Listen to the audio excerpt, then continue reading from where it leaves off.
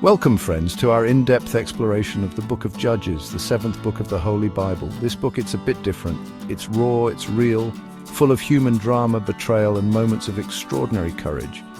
It's a time when the Israelites, God's chosen people, found themselves caught in a cycle, straying from their faith, facing oppression, then crying out for deliverance.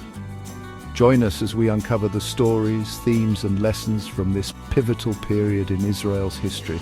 We'll meet the judges, these unlikely heroes raised up by God in times of need. Their stories, they resonate with us even today, reminding us that even in the darkest of times, faith, courage, and a touch of divine intervention can turn the tide. The children of Israel, they'd entered the promised land, but their struggles weren't over. They hadn't fully driven out the inhabitants of the land. This disobedience, it had consequences. You see, when they lived among those who worshipped other gods, they were tempted to turn away from the one true God. And turn away they did. The book of Judges, it doesn't shy away from their failures. Their unfaithfulness, it opened the door for oppression. But even in their failings, God in his mercy, he raised up a deliverer. Othniel, a valiant warrior, became the first in a line of judges. Othniel, he was more than a military leader. He was a beacon of hope, a symbol of God's unwavering love for his people.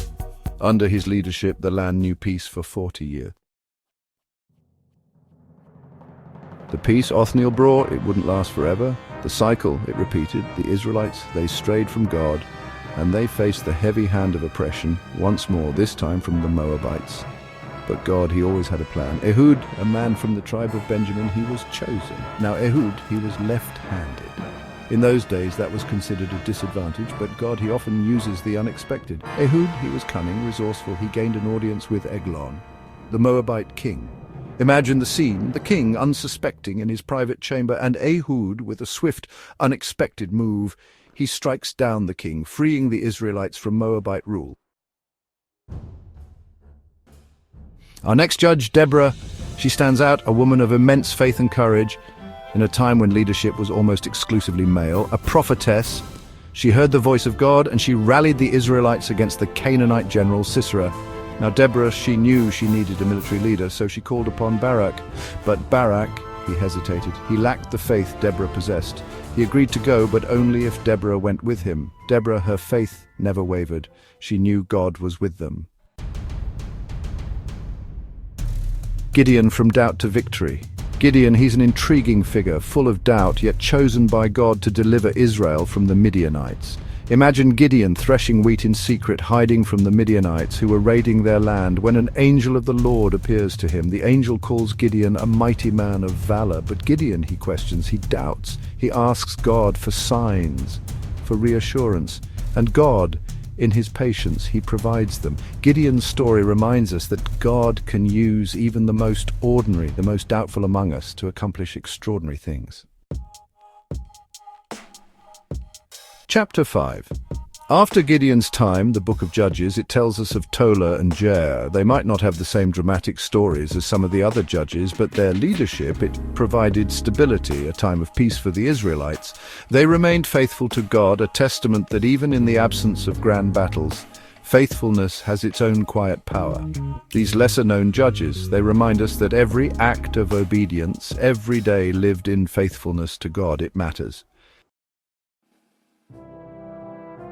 Chapter 6. Jephthah's story, it's one of the most tragic in the book of Judges. A mighty warrior, he was driven by a desire for acceptance, but he was also deeply flawed.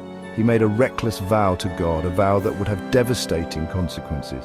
He vowed that if God gave him victory, he would sacrifice the first thing that came out of his house to meet him. Can you imagine his anguish when it was his own daughter, his only child, who came out to greet him, dancing and rejoicing at his victory? Chapter 7.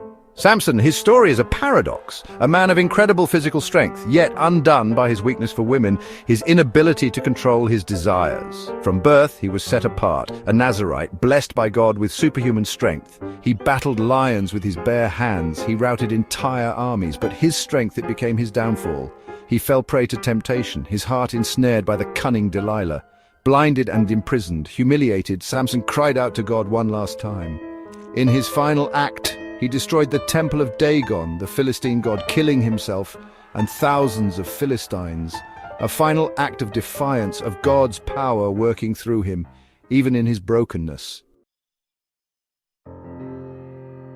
The book of Judges, it's a stark reminder of the cyclical nature of human history, the consequences of turning away from God, and the importance of righteous leadership. The judges, they were flawed individuals, but they were instruments in God's hands, used to deliver his people time and time again. Their stories, they challenge us to examine our own lives, to recognize the patterns of sin and redemption that echo through the ages.